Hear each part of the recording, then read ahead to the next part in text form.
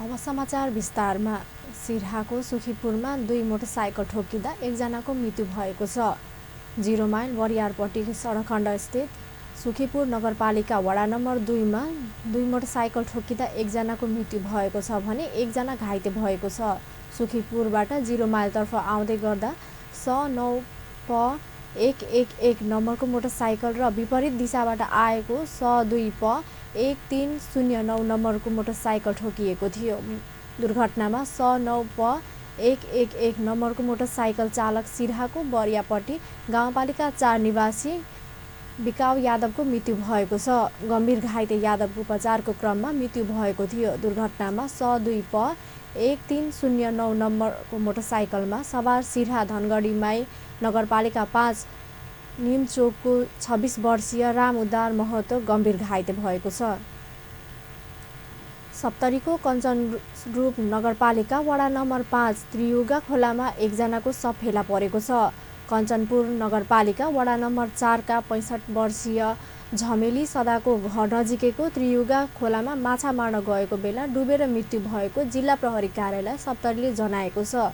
मृतकको शव पोस्टमार्टमका लागि राजविराजमा रहेको गजेन्द्र नारायण सिंह सगरमाथा अञ्चल अस्पतालमा राखिएको तथा घटनाको थप अनुसन्धान भइरहेको प्रहरीले जनाएको छ।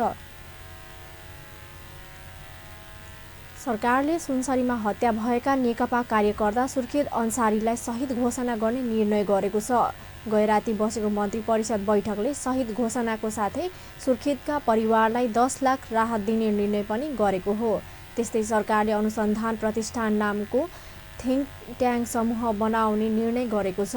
प्राध्यापक डाक्टर चैतन्य मिश्रको संयोजकतामा बनाइएको थिङ्क ट्याङ्क समूहका सदस्यहरूमा डाक्टर मीना आचार्य, प्राध्यापक डाक्टर राजेन्द्र ध्वज जोशी, प्राध्यापक डाक्टर सुधीर लाभ र डाक्टर गणेशमान गुरुङ रहेका छन्। सरकारले मुक्त कमैया तथा हलियाहरूको पुनर्स्थापना समस्या समाधान आयोग गठन संशोधन गरेको छ।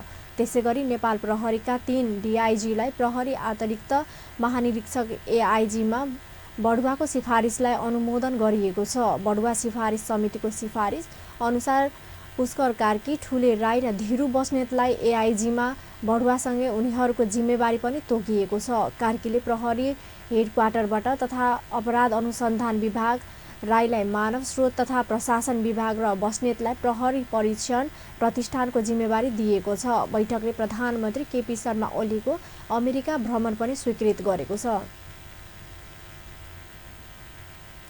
अब न्युजमा अहिलेलाई केही बेर व्यावसायिक विश्रामपछि मुलुकलाई समृद्ध बनाउन मेहनती बन्न पार्टीका नेता कार्यकर्तालाई प्रधानमन्त्री एवं नेकपाका अध्यक्ष ओलीको निर्देशन। समाजसेवालाई औपचारिकतामा मात्रै सीमित नराख्ने सरकारलाई राष्ट्रिय सभाका अध्यक्ष तिलिम सिन्हाको आग्रह। र छोराको हत्यारालाई कारबाही नगरेको प्रति गोर्खाकी गङ्गामाया अधिकारीको आक्रोश। न्यायको लागि अन्तर्राष्ट्रिय अदालत जाने चेतावनी। विश्रामपछि समाचारमा स्वागत छ। अब बाँकीको प्रसङ्ग। प्रधानमन्त्री एवं नेपाल कम्युनिस्ट पार्टी नेकपाका अध्यक्ष केपी ओलीले मुलुकलाई समृद्ध बनाउन कर्मी मौरीझैँ मेहनती बन्न पार्टीका नेता कार्यकर्तालाई निर्देशन दिनुभएको छ।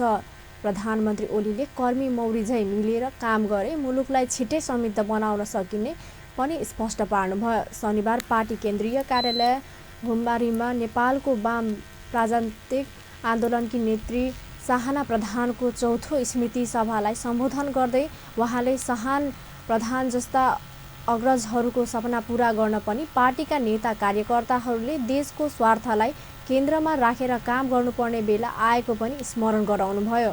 प्रधानमन्त्री ओलीले विगतमा वामपन्थीको भूमिकालाई कमजोर पार्न खोजिएका कारण मुलुक पछाडि परेको दाबी समेत गर्नुभयो। अब कर्मी मौरी चाहिँ भएर हामीले एकजुटताका साथ मह जम्मा गर्नु पर्यो।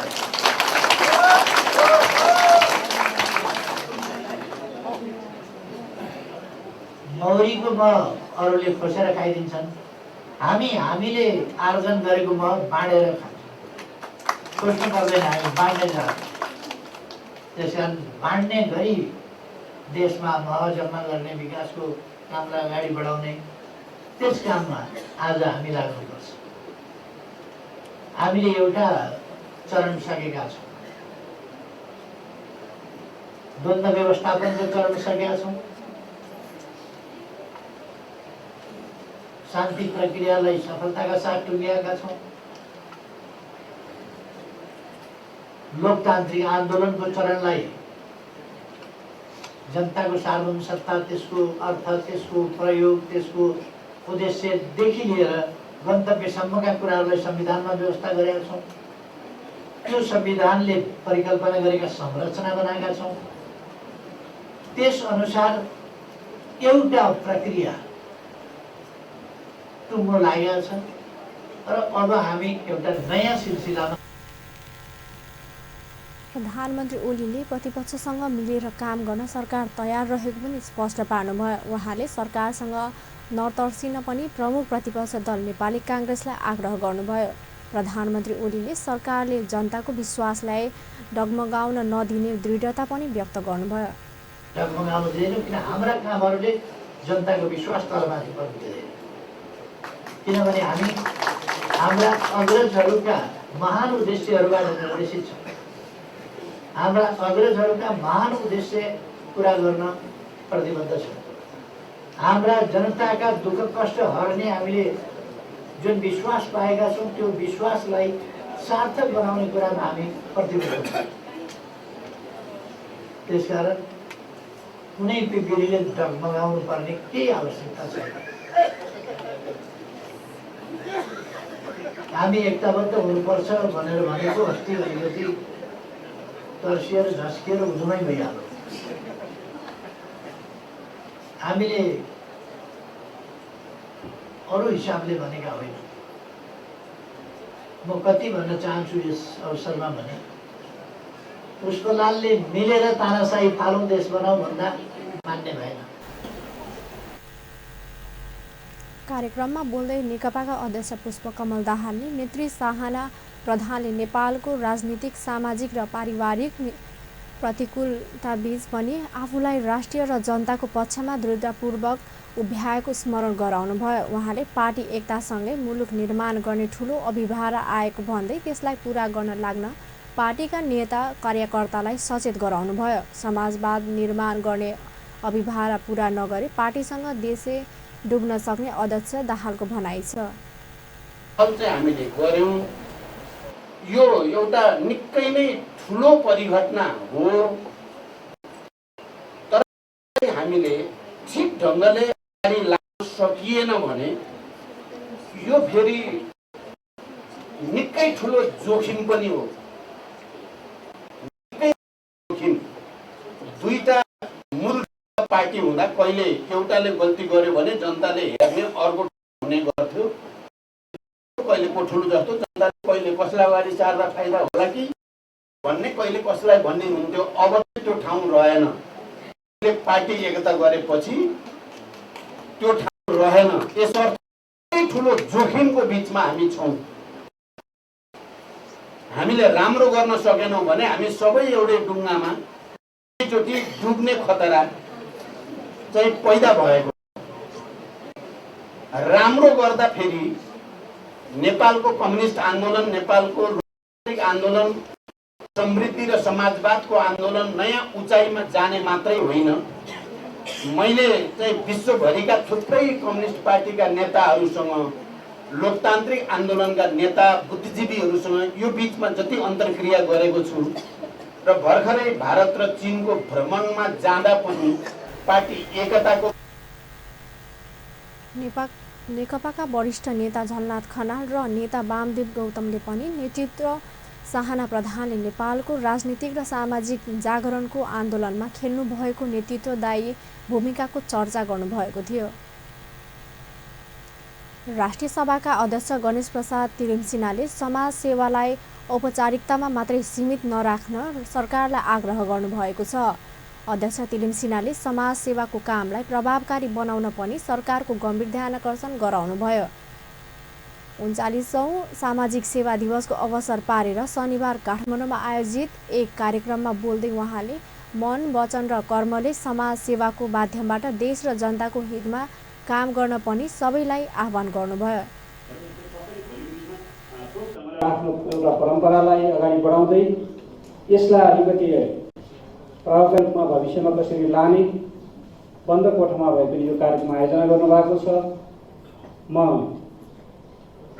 सामाजिक सेवा दिवस, समाजमा सेवा गर्ने, यो एउटा औपचारिक कुनै संस्थाको कुरा मात्र होइन, औपचारिक भन्दा अझ विशाल क्षेत्रमा अनौपचारिक रूपमा छरिएर त्यो सेवा प्रवाह गर्ने रूपमा यसलाई आत्मसात गरौँ, महसुस गरौँ। म शुभकामना भन्न चाहन्छु। अझ त्यही परिभाषित हिसाबले त्यो क्षेत्र रोजेर त्यो क्षेत्रबाट समाजको सेवा गर्ने, राष्ट्र निर्माण। अध्यक्ष तिलिम सिन्हाले समाज सेवाको कामलाई व्यापक बनाउन विगतबाट पाठ सिकेर अघि बढ्न पनि समाज कल्याण परिषदलाई आग्रह गर्नुभयो। कार्यक्रममा बोल्दै महिला बालबालिका तथा ज्येष्ठ नागरिक मन्त्री धम्माया थापाको देशको ऐन कानुन प्रतिकूल नहुने गरी समाज सेवाको काममा लाग्न सम्बन्धित निकायलाई निर्देशन दिनुभयो। उहाँले गैर सरकारी संस्थाहरूले जनताको विश्वास जित्ने गरी काम गर्नुपर्ने आवश्यकता पनि औल्याउनुभयो।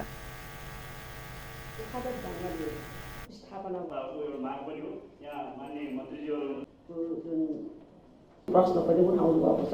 वास्तवमा भन्ने हो भने सरकार अत्यन्तै पारदर्शी छ र सरकारले आफ्नो नीति ऐन कानुनभित्र रहेर चल्ने जुनसुकै संस्था, राष्ट्रिय अन्तर्राष्ट्रिय संस्थाहरूसँग आबद्ध भएर उहाँहरूसँग सहकार्य गरेर काम गर्नुको लागि, देश र जनताको लागि काम गर्नुको लागि जहिलेसुकै एकदमै खुल्ला छ र देशको ऐन कानुनभित्र रहेर सङ्घ संस्थाहरूले आफ्नो चाहिँ काम गर्ने र जनतालाई चाहिँ विश्वासमा लिने कामहरू पनि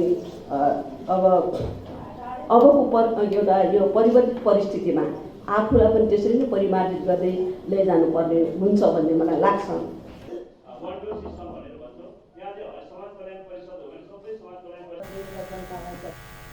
मन्त्री थापाले समाज सेवाको कामलाई प्रभावकारी बनाउन पनि माथतका निकायलाई सचेत गराउनुभयो।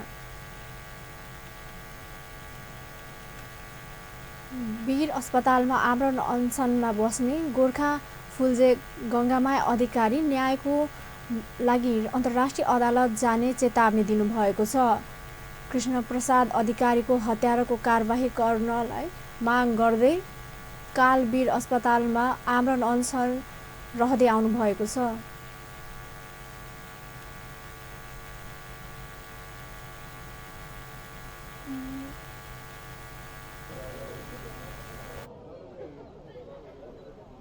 धर्मपत्नी गङ्गामायाज्यू चौथौँ श्रद्धाञ्जली सभाका लागि यति गर्नुभयो भने त्यो चेलीको पनि बलात्कार पछि हत्या भएको छ। मेरो बच्चा छोरा पनि अपहरण पछि हत्या भएको छ। यी हत्याराहरूलाई कुन चाहिँ न्यायालय, न्यायाधीश, कुन चाहिँ न्यायकर्ता जन्मिन बाँकी छ र हो? त्यो न्यायकर्ता नजन्मिएको भएर यस्तो भइरहेको हो कि ठुला मान्छेहरूले त जे गरे पनि हुँदो रहेछ कि नेपालमा। अब अन्तर्राष्ट्रिय जानभन्दा अर्को उपाय के नै आउला त।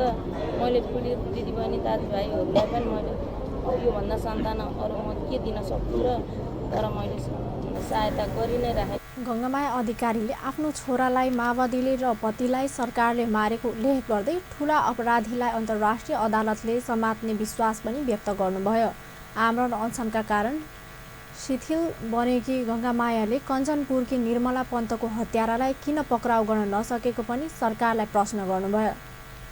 कानुनी अनुसार कारबाही अपराधीलाई गर्नुहोस् भन्दाखेरि अब तिनै अदालतका न्यायाधीशले सफाई दिए साना माछालाई, अब ठुला माछाले विचार गर्न पर्ने हो कि ठुला माछाले जान खोज्नु भएको छ कि अब नेपालमा त हामीलाई कसलाई के दबाब दिन सक्ला र भनेको होलान्, कसले कारबाही गर्न सक्छ र हामीलाई भनेका होलान् ठुला माछाले। तर कुनै ठाउँमा छ कि ठुला माछा पनि समाइने दिन आउँछ कि म मात्रै पीडित होइन, म जस्ता पीडित हजारौं लाखौं पीडितलाई। छोरा कृष्णप्रसाद अधिकारीको हत्याको आरोप लागेको छविराज पौडेललाई अदालतले रिहा गर्ने आदेश दिएपछि गङ्गामायाले नेपालबाट आफूले न्याय पाउने आशा मरेको बताउनु भएको छ। सरकार र अदालतले न्याय नदिएकै कारण पति नन्दप्रसादले समेत ज्यान गुमाउनु परेको पनि उहाँले स्मरण गराउनुभयो। छोराको हत्यारालाई कारबाही गर्न माग गर्दै आमरण अनसन बस्नुभएका गङ्गामायाका पति नन्दप्रसादको पनि 3 वर्ष अघि वीर अस्पतालमै ज्यान गएको थियो। सरोकारवालाहरूले विज्ञान क्षेत्रमा सरकारले खासै काम गर्न नसकेको आरोप लगाएका छन्। जनकपुर धाममा आज माइक्रोबायोम नेपालको संयोजन र शिक्षा विज्ञान प्रविधि मन्त्रालय तथा प्रदेश 2 को सामाजिक विकास मन्त्रालयको आयोजनामा भएको कार्यक्रममा सहभागीहरूले विज्ञान क्षेत्रको विकासमा सरकारले ध्यान नदिएको गुनासो गरेका हुन्। उनीहरूले देशको विकासका लागि विज्ञानको महत्त्वपूर्ण भूमिका रहने बताएका छन्। यसलाई तेस्रो चौथो नम्बरमा जनकपुर आरोहणलाई थियो, तर आज किन हो, हामी किन पछाडि भएका छौँ, देशको नीतिले भएको छ कि हामी आफै दोषी छौँ, त्यसको हामीलाई आत्मआलोचना आफैले गर्नुपर्छ।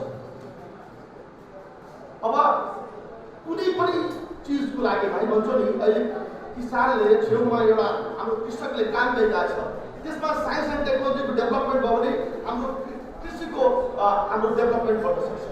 कुनै पनि सेक्टरमा यदि हामीले साइन्स एन्ड टेक्नोलोजी डेभलप गरेन भने त्यो सेक्टरमा हामी डेभलप गर्न सक्दैनौँ। त्यसै कारण म यो आयोजक समितिलाई धेरै धेरै धन्यवाद दिँदै किन हामी मनाइरहेका छौँ, यसको पछाडि कारण के छ कि हाम्रो प्रकृतिमा जुन किसिमका घटनाहरू भइरहेका छन्, यो पोजिटिभ नभएर नेगेटिभतिरको म कुरा गर्दैछु, त्यस अनुसार हामीमा परिवर्तन भइरहेको छैन। हामी पछाडि बढ्दै गइरहेका छौँ। यो पर्यावरण चाहिँ अगाडि परिवर्तित हुँदै गइरहेको छ। यदि हामी आफूलाई मानव जातिले आफूलाई यसको अनुकूल यदि बनाउन सकेन भने। कार्यक्रममा माइक्रोबायोम नेपाल जनकपुरका अध्यक्ष डाक्टर उदेश्वरलाल दासले विज्ञान र प्रविधिलाई महत्त्व नदिने देशको कहिले पनि हुन नसक्ने दाबी गर्नुभयो।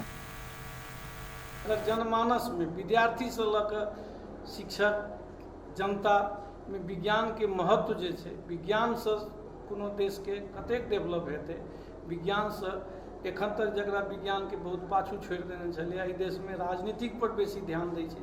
यानी कि राजनीतिक तो पॉलिटिशियन के मैटर है, वो ओकर मैटर है जो ओकरा पर वो अपन ध्यान देते, लेकिन देश के हित में सर्वांगीण ह्यूमन प्रॉस्पेरिटी के हित में सबसे बड़का उद्देश्य है। कोनो देश जे छै से जाबे तक science and technology per upon development नहीं करते, साइंस एंड टेक्नोलॉजी के देश में महत्व। उनीहरूले पुरातन ज्ञान र विज्ञानलाई सँगसँगै लैजानुपर्ने पनि बताएका थिए। वक्ताहरूले जनकपुरमा कुनै पनि किसिमको वैज्ञानिक अनुसन्धान सम्बन्धी काम हुन नसकेको पनि दुःख व्यक्त गरेका थिए। कार्यक्रममा विज्ञान प्रविधिको आवश्यकता र महत्त्वका विविध पक्षको विश्लेषण गरिएको थियो। साथै प्राध्यापक तथा विद्यार्थीहरूले रिसर्च पेपर र पोस्टर प्रेजेन्टेसन गरेका थिए। कार्यक्रममा प्रदेश 2 का राज्यमन्त्री अभिराज शर्मा, रारावा क्याम्पसका प्राध्यापकहरू, विद्यार्थीहरू लगायतको सहभागिता थियो। अन्त्यमा हेडलाइन्स पुनः एकपटक। सिराहाको सुखीपुरमा मोटरसाइकल दुर्घटना, 1 जनाको मृत्यु। सप्तरीको त्रियुगा नदीमा डुबेर 1 जनाको मृत्यु। सुनसरीमा हत्या भएको नेकपाका कार्यकर्ता सुर्खेत अन्सारी शहीद घोषणा, परिवारलाई 10 लाख क्षतिपूर्ति दिने निर्णय। मुलुकलाई समृद्ध बनाउन मेहनती बन्न पार्टीका नेता कार्यकर्तालाई प्रधानमन्त्री एवं नेकपाका अध्यक्ष ओलीको निर्देशन। समाज सेवालाई औपचारिकतामा मात्रै सीमित नराख्ने सरकारलाई राष्ट्रिय सभाका अध्यक्ष तिलिङ सेनाको आग्रह। र छोराको हत्यारालाई कारबाही नगरेको प्रति गोर्खाकी गङ्गामाया अधिकारीको आक्रोश, न्यायको लागि अन्तर्राष्ट्रिय अदालत जाने चेतावनी। हस् त अपन न्युज अहिलेलाई यति नै। पल पल खबर, तेज नजर हेर्दै रहनुहोला अपन टेलिभिजन। नमस्कार।